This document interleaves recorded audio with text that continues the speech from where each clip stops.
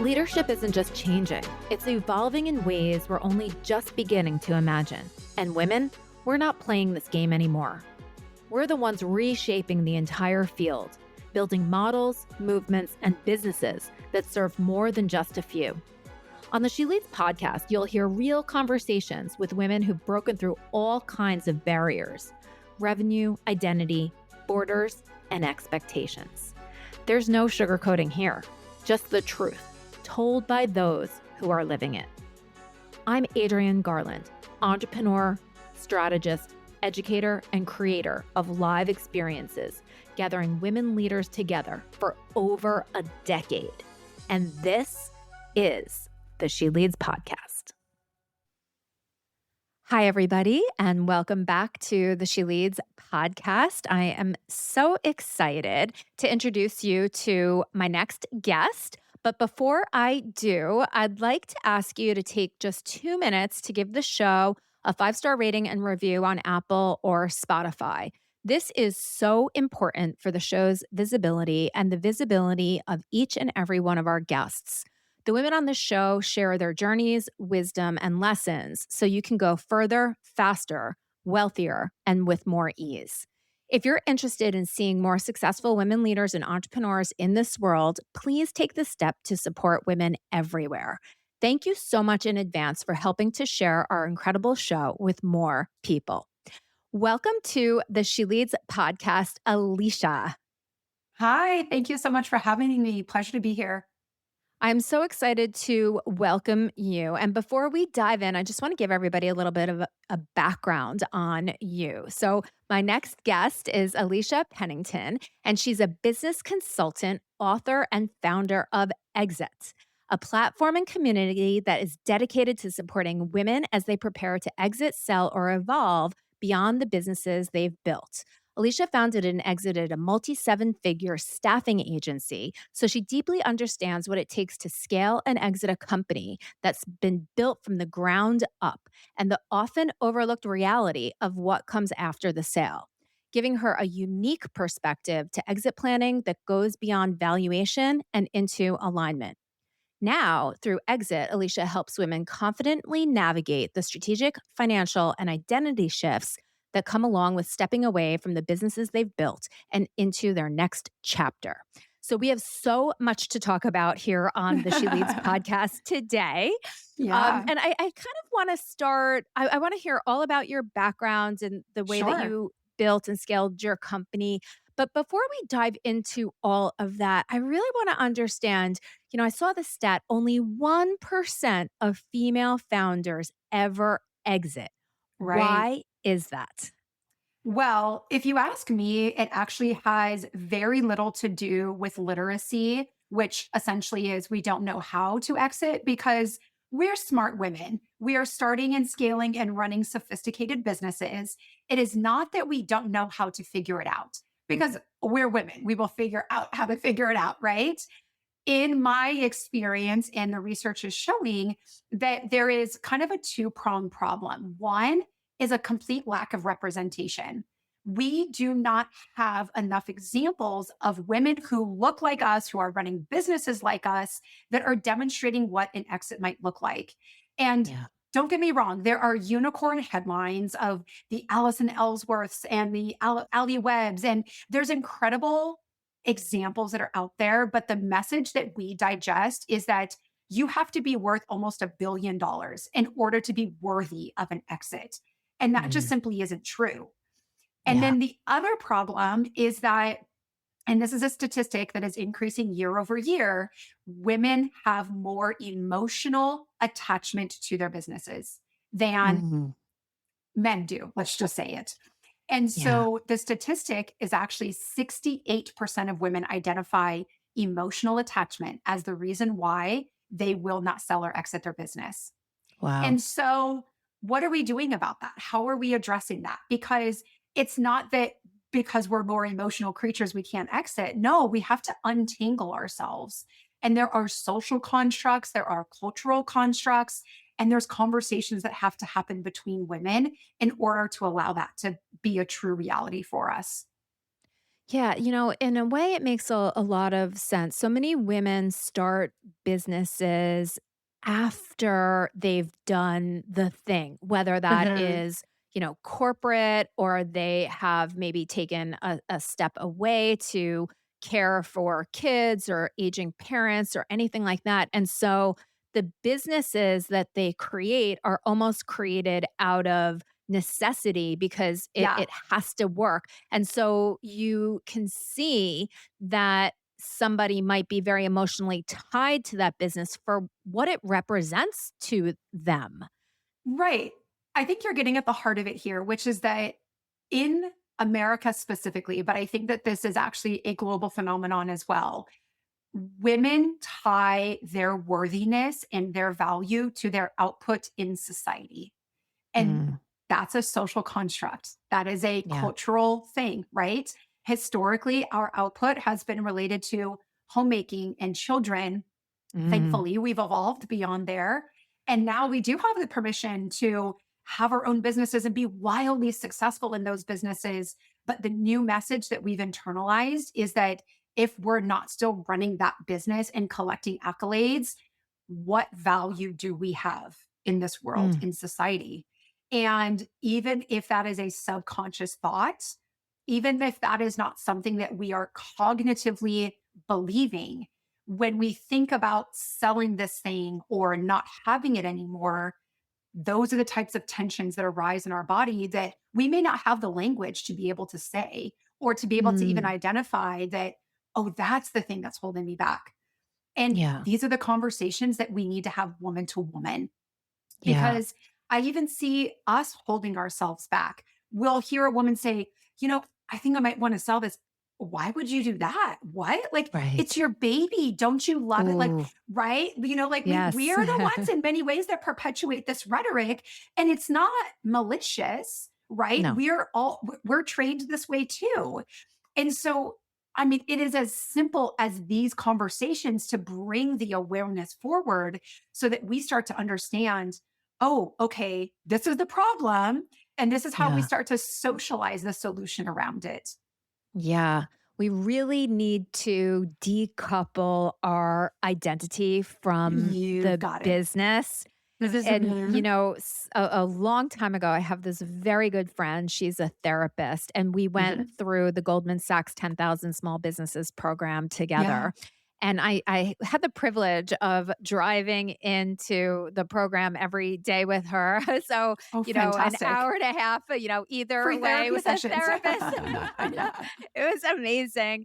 But she used to talk about this idea of, your business is not your baby because Mhm. you cannot make logical decisions about your baby, right? Exactly. Yes. Yeah, Yes. and it almost reminds me of what we're focused here on the She Leads podcast also about growing and scaling businesses to $1 million and beyond. So much of what we're building, we try to keep our arms around, and almost Mhm. when it gets, past the point of us, we lose control.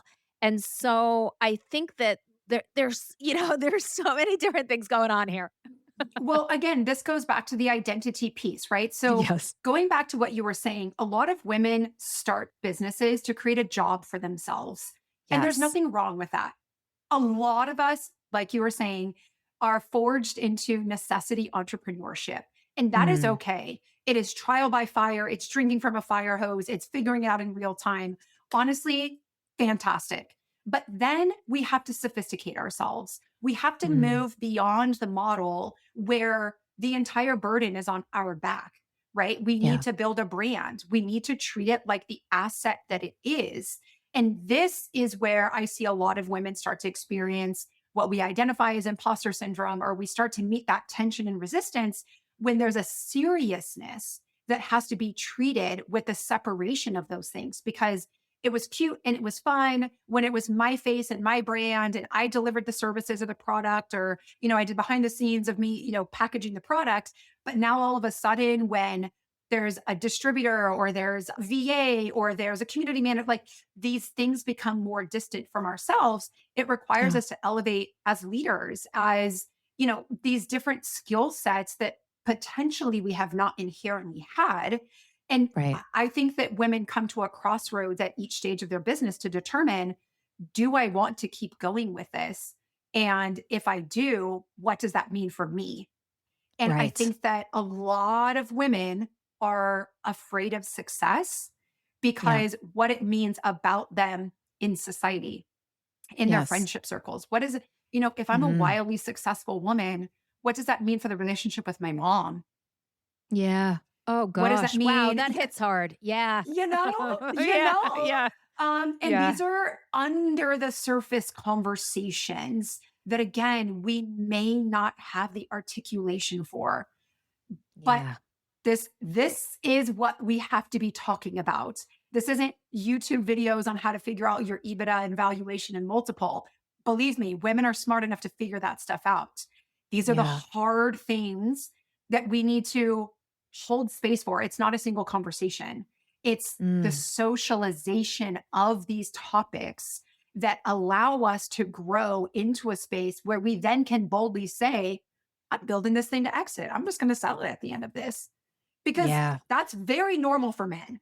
I mean, It is very normal. they have Yes. entire In social 3 to circles 5 where years. I was going to say Yeah. where they think up ideas and they want to sell it, and Right. we're out here with successful businesses and we would rather shut it down.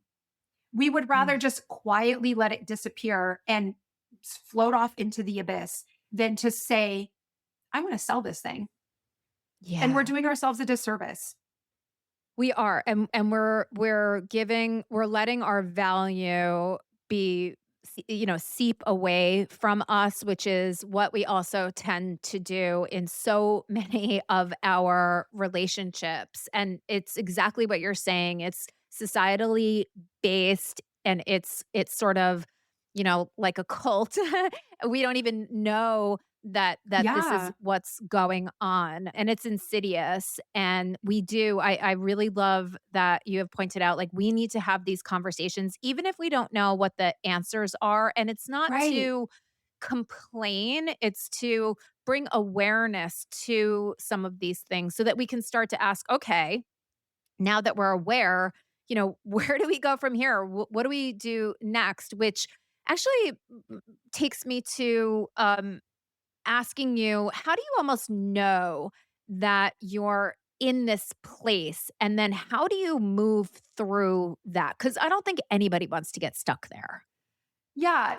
I think that exiting looks different for every single woman, and this is part of why we need greater representation because I think that Candace, the candle maker, who's doing $20,000 a year pouring wax in her living room, has an asset that can be sold.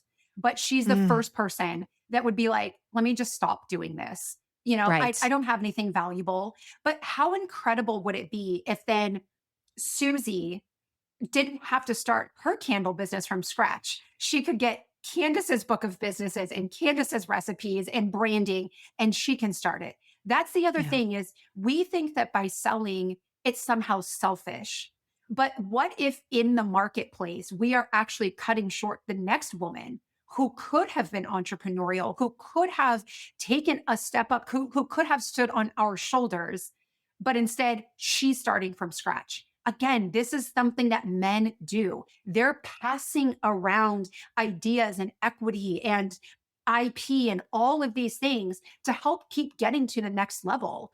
And we can do that. We have the savviness to do that. There's no reason why we can't hand these things off. Women are responsible for $3.3 trillion a year in economic value as Yeah.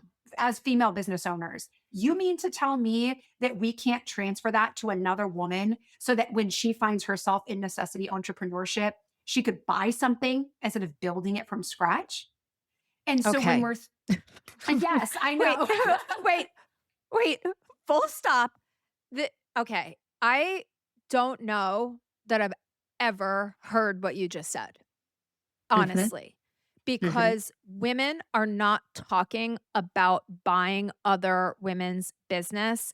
Yep. businesses, and that is brilliant, especially for women that are maybe a little bit older. They've spent the last 10, 15 years building something. Maybe they don't want to continue doing for whatever Hmm. reason, but Hmm. if they sold it to somebody who was their younger self that Yes. had the same Yes. vision and energy and everything as they did, 10, 15 years ago, what a beautiful legacy. Where is this marketplace, That's I'm like, we Alicia? need this marketplace. We need this marketplace. Maybe that'll be the next iteration of what I do. But Yes. this is the point, right? Like women, we are so invested in legacy, in mentorship, in altruism. Like that is who we Yes. are. And so this is the version of allowing the next woman, like you said, the 10 to 15 years your junior that is curious about these things, give her that mentorship. And I think that as women, we would feel so much more confident selling our businesses if the Yes. branding of selling your business looked more like this than Mm. private equity. Yes. I don't even have to go further. All I have to say is private equity. Like, Yeah. that is what the brand of sell your business is put out as right now. I'm Yes. advocating that we completely rebrand that as women, we're having these conversations amongst ourselves. We have our own marketplace. We're transferring IP. That just doesn't Yes. have to involve business brokerages and M&A lawyers. It doesn't. It can No. be a single lawyer that is transferring IP from one woman to another for a specified sale price. I'm speechless because I love this so, so very much. And I do think that more and more women and I've talked about this a lot. This is something that I circle around all the time and I always say, but I don't have the answer and I wish I did. I always thought to myself, even after going through the Goldman Sachs 10,000 Small Businesses program, which was awesome, and having my MBA and blah, blah, blah. Women, you know, built businesses that looked like men's businesses because those were the models of success. So here we Mhm, were building businesses that looked like the businesses that didn't lead us towards success. We were building the same thing, just, mhm. a different person was building it. But we were building the same thing. And Yeah, then we asked ourselves, well, why isn't this business scaling? Why is this business not successful? Because we built something that was not meant for us to right. take to that level of success. So Yeah, why couldn't we build different? I just don't think that we knew how to do it. And what you're saying is the exact same thing. Here we are thinking that we need to have these billion-dollar unicorn businesses, these high-tech businesses, these businesses where the VC bros and the mhm, PE, dudes are talking about all of this stuff that is just it's almost too complicated, too much for what we're trying to do. mhm, mhm. And there is so much validity in doing things maybe smaller but more often, right? Yes. Well, and that's the other thing. So I do want to go back to one point. You were asking me, how does a woman know when she's ready to exit or ready to sell? Yes. Let's go back there. The other thing that women uniquely encounter is that because, again, culturally, we are the default caretaker in this society. And caretaker is everything from children to aging parents to friends to spouses, whatever it is. And so often what I see is a woman runs into a life experience, a life situation. And we all Yeah. know life comes at us fast. It could be a chronic illness, it could be a debilitating something with someone close to you. You get pregnant, you have to relocate for a spouse's job, whatever it is. And the first thing that we do is pause our business. Yeah. Again, a man would never do this, but even a No. man aside, we take on those caretaking responsibilities and we want to continue to be able to do that. So, my advocacy here is that we're setting our businesses up from the very beginning that they could run without us, right? So, Yes. it's not that they have to. You can continue to be involved to the extent that you would like to, but you have the option that you could step away. And Yeah. it is not until you have certain layers of optionality that you're really ready for an exit. Um, I would argue that just about anything could be sold. But when we talk about, structured assets that can be transferred and sold, like in a very traditional exit understanding, you're thinking more so about something that is systematized. It has processes, there's SOPs, there's probably people working in the business that can execute without you, all of those kinds of things. Even if maybe you're still the face or the brand or the CEO or whatever it is, there still is transferable asset. So you asked me, when is a woman ready to exit? Number one, it's when there is a distance from a logistics and operations perspective between her and the business. But then Yeah. the layer deeper than that is often when she is able to emotionally, spiritually, psychologically detach from it. And Mm. that process looks different for everybody. Some women, it is easier to get to than others. But what I also want to encourage is what you just brought up, which is this is not the end of the road. And Right. it's another piece that we need to socialize with women is that we think we start a business and we have to strangle, every piece of life out of it when sometimes starting that first business and getting rid of it and starting over again, whether you're buying another business or you're moving on to another venture, that's where your real success is going to occur. And Yeah. you see this across the board that the people who you see as wildly successful now, the Gary Vaynerchuks, the Mark Cubans, I mean, even women examples, that's not their first business. They've had No. multiple iterations before, and we forget that, right? We're trying to strangle the Yeah. life out of the first idea that we were trial by fire with instead of saying, I took this as far as it can go. I'm going to release it to someone else, to something else. And I've got this other thing that I'm going to start working on, take all that experience and lateral it over into there. But I also Mm. think that women, when we're not selling it, we internalize a message that is about denial and shame. And there's these stories that we start telling ourselves about why we weren't successful.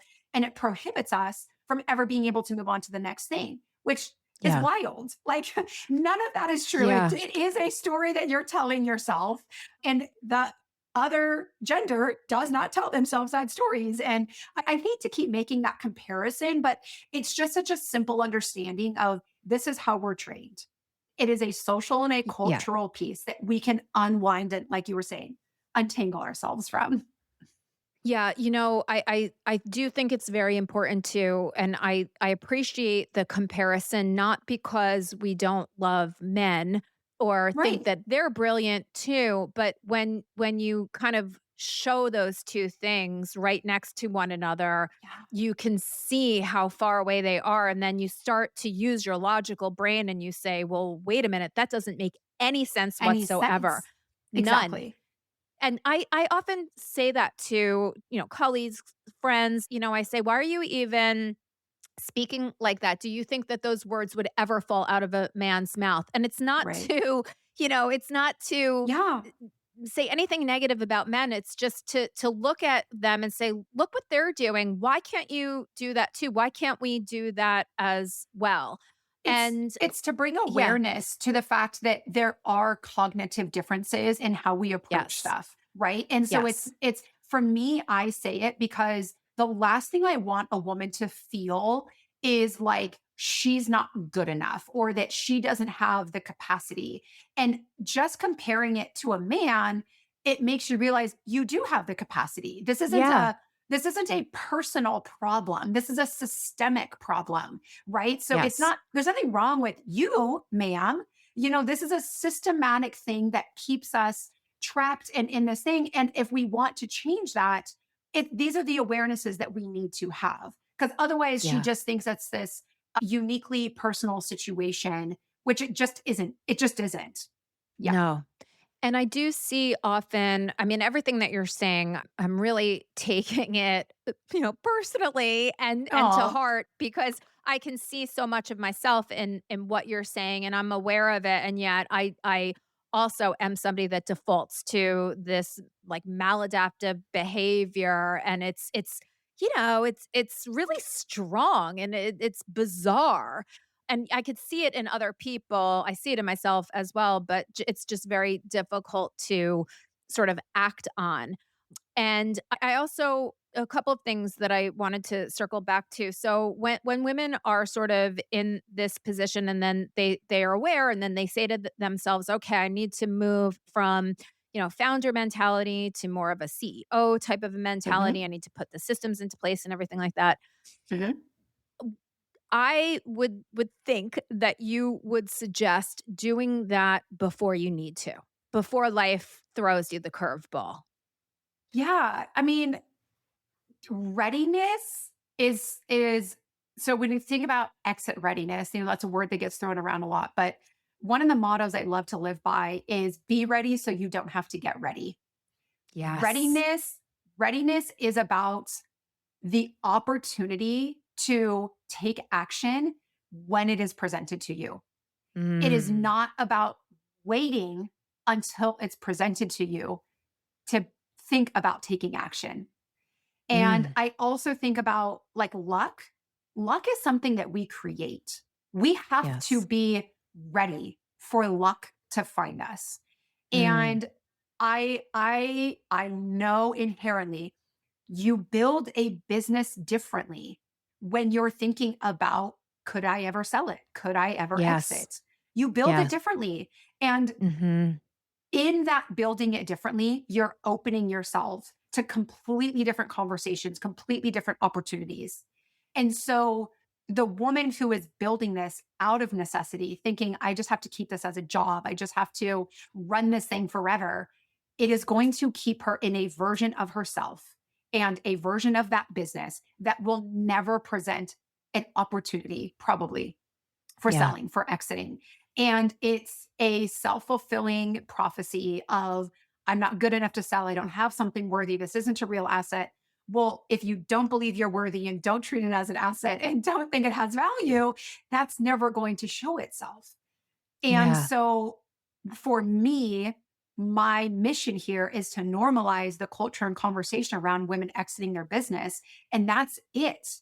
Normalizing the culture and conversation. It's not around, I don't necessarily want to say now 3% of women sell their business. That's not the effort here. If that Right. happens, fantastic. The effort is that she has the option to, which we are Yes. completely closing ourselves off from right now because we're not conscious of it. We're not thinking about readiness fast enough. Think about No. readiness before you even start building, not to say that you ever will exit it so that you could, so that you Yes. have the option, so that the readiness is there when the opportunity presents itself. Yes, and I mean, I think that's the same exact mission that I'm on to help women get past the $1,000,000. And, Right. I often say that, we build these businesses, we get to $1,000,000. We never even thought that we were going to get there. So it's Right. it's sort of like now what? I Now thought this what? was Yeah. yeah, what happens next? Exit comes next. And one of the things that I also read about what you were doing is that you are focusing, and you mentioned it, on diverse exits. So they don't need to Yes. be these, multi-million-dollar exits. They can be smaller exits and more Yeah. diverse. You're also putting together stories of different Yes. women. So can you talk a Yes. little bit about that? Because it sounds so exciting. Yeah, and I also would like to share a little bit of my own story related to this because what you just said around encouraging women to reach for $1,000,000 years, right? And who she has to become in order to achieve that, whether that's leadership, whether that's belief, whether that's systems and processes. One of the components that I experienced and why I wanted to sell my business is because it got way bigger than I ever expected it to. Like you Yeah. mentioned, the top, it's an agency. So, and it's a staffing agency specifically, which means they're employees. When I Right. sold it, I was at 6 management level employees and 54 hourly workers. I Wow. don't want that kind of responsibility. Like Right. people talk Yeah. about, oh, multi-million-dollar company. And yeah, that's fantastic. But what is the responsibility of the CEO who runs that? And Right. understanding that you're providing livelihood for 60 people and how they feed their families and go on vacation. that was too much for me. That was, Yeah. from a Yeah. responsibility perspective, I was like, you know what? I don't need to be responsible for that. Yeah. But then secondarily, the logistics and what starts to get involved and nuanced and complicated with having employees in different states and running a business of that size, I said to myself, this isn't fun for me anymore. Yeah. I don't want to do this.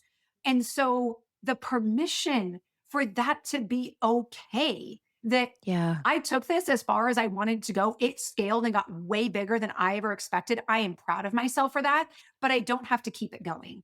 Just No. because I got it this far doesn't mean I have to hang on to it.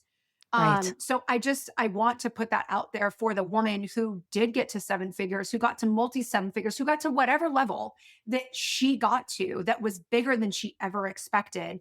You also have permission to not keep going from there. You've done Yeah. enough, right? Yeah. And then to answer your question about the stories I want to tell, it's everything from the attempted exits to the successful exits to the regretful Mm. exits that Mm. if we want to, storytelling is one of the best ways to understand messaging that can help rewire our brains. And this is a movement, as I've kind of alluded to here. Like, I can't do this by myself. I can sit and have conversation with you all day, every day, and it is not going to permeate the social, cultural norms of of women if there is not perpetual conversation. This has to have ripple effects. So Yeah. the people listening to this have to go talk about it in their circles, and then they talk about it in their circles, right?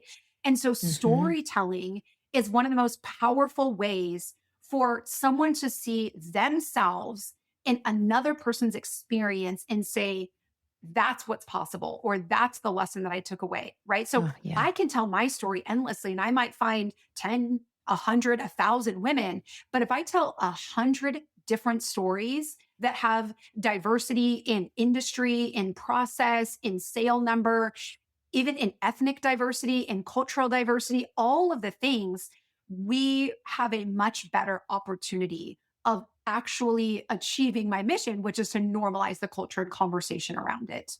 Yeah. It's the if you can see it, you can You can be be it. it. And Right. That's yeah, and exactly it. Yeah. this is so important also for younger women as well. Yes. They need to understand that entrepreneurship is a very real path for them that Mhm. has longevity. They don't have to just get jobs working in a corporate environment in Yeah. order to be successful. And the idea that you can move in and out of entrepreneurship, start a business, sell a business, maybe work for somebody else. It's all good, and it all is dependent on what goes through your life. Your life goes through cycles, and I Yeah. think so too should your career, without I agree. having to majorly sacrifice the things that we have had to sacrifice when life gets in the way. And then we end up not having the wealth that we should have by the time that we're ready to, step back and retire. I know that I feel like, gosh, we could keep talking and talking and talking. I do know that you're also hosting an event at New York Tech Week coming up Yes. Yes. June, the beginning of June. Can Yes. you, I don't know if you're selling tickets to that, but we are all here in the New York area. A lot of the Oh, listeners are from the New amazing. York metro area. So, Oh, yeah. So please yes. tell Let us, me talk yeah, about how this can for a they get second, tickets? Yeah. please. No, the Yeah. events are totally free. So I have three different events and they're aimed at three different audiences. So one of the events is actually a She Builds hackathon. And what we're doing here is inviting women business owners to come in, and we are going to talk and be able to leave at the end of this with, how are you able to exit your business? It's an exiting hackathon, right? So Love it. even if it is in theory and it's a practice round, this is a rec that you put in so that you can start getting your mind around the idea of what would it look like to exit. So you can bring a Amazing. hypothetical business, you could bring a real business, whatever it is. So we have an exiting hackathon. That one is going to be co-hosted with UBS. So we'll be downtown right across from Rockefeller Center for that one. And I Amazing. can send you links for all of these. The second one is actually aimed at wealth managers, family offices, because what I haven't mentioned here is in order to be effective in having this conversation, we need to not only be at the ground level talking to every woman, we also need to be coming top down. We need to be Yes. having conversations with the wealth managers, the business brokers, the M&A lawyers, and saying she needs emotional readiness. And if she's Mm. talking to you about selling her business, but she hasn't crossed that threshold, you're probably going to be dealing with somebody that gets all the way to the end zone or the red zone, I should say, and can't Oh, put it across the line. oh, yeah. And so that conversation is directed at wealth managers. And it's the intention there is let's have an honest conversation around why she isn't selling. You maybe need to change your marketing. You maybe need to change your messaging because, again, we're responsible for $3.3 trillion a year. So it is in their interest to get us to sell, right? But Yes. they need to meet us where we're at. So Love that it. conversation is there. If anybody in the audience is in, wealth management, family office, anything that supports the woman reaching the exit, I would love to have them in that room to be sharing the research that we're finding. That's essentially a market briefing that we're going to be sharing. Love And then it. the third one is aimed at fintech. What are the different systems and tools and resources that we need to have greater access to and barriers lowered in order for us to feel like we have the literacy to exit, right? So Mm. where are we getting business valuations done? Where are we understanding what the wealth components are, the financial implications of this? Where are Yeah. places that we should be borrowing money from, or what does that look like? And so that is sort of bringing both sides of the table together of who is creating these resources for the woman business owner that are fintech specific and what is she saying that she needs access to. So again, forging that conversation forward beyond just the social emotional component of it. That Yep. was a little bit more tactical and logistics specific. So again, if anybody in the audience is anywhere, I know fintech is a massive industry, but somewhere in the space that is related to the tools and resources that she needs in order to effectively exit, that's going to be the conversation there. Absolutely incredible. You know, Yes. I'm like, I want to go to each one of those, and I'm Yeah, going I'll on an send all the links. epic. I will Yeah. send it out to everybody. I will not be in town. I'm going on an No worries. epic trip with my son to Japan. So, Oh, yeah, I was yeah. born in Japan. I No love way. Japan. Oh Yes, my gosh. All yes. right, we have so much more to talk about. I know, right, Amazing, all right. amazing, amazing. Well, listen, and also, how can people just get in touch with you? Yes. So the other thing I want to mention is that I have a free community where we're having this conversation every single week. In the Wonderful. first week, I already had 100 women join it, which is so exciting, but it's got to keep going. 100 women is Yes. fantastic. And I don't want to dismiss this, but there has to be thousands and tens of thousands of women that are partaking in this conversation. Yes. You can find me on Instagram. It's Alisha MP, ITSALISHAMP. That's where I talk about this a lot. Otherwise, exette.co, EXETTE.co. And I just want to mention Exette is the exit made feminine. It is EX with the feminine ETTE at the Except end. Exette. I Yes. love that Yes. so very much. Well, I hope that every single person that is listening to the show joins because it's so Yes. important, even if you're not ready to be part of the Right. conversation. Become and be a fly on the wall, please, Yes. because Yes. maybe someone in your circle will be ready. Or prepare yourself for when someone in your circle says, this is interesting to me, right? Or a thought process around that. This is how you start to prepare yourself for who in your circle might need that conversation for them. I love this so much. I have Yeah. I've spent so much time listening and enjoying every single thing that you have said. I am Thank joining you. the community. I'm going to share it with everybody.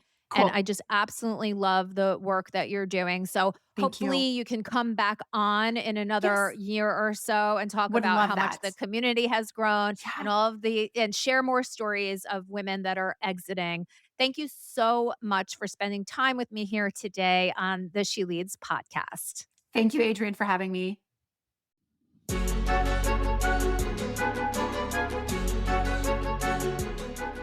If this conversation moved you, inspired you, or made you think differently, please take a moment to leave a 5-star rating and review. It's not just about boosting the show, it's about amplifying the voices of women entrepreneurs who are leading with vision, building with purpose, and shaping what's next. We need more of these conversations in the world right now, don't you think? And if someone came to mind while you were listening, someone who matters to you, send this episode to them. If there's something on your mind about leadership, legacy, or what's next, I want to hear it. Head to sheleadsmedia.com/voice and leave a voice memo or note. Your insight might just help shape a future episode. Make sure to follow the show and come back next week for more conversations you won't hear anywhere else. Thank you so much for listening. This is the She Leads Podcast Network.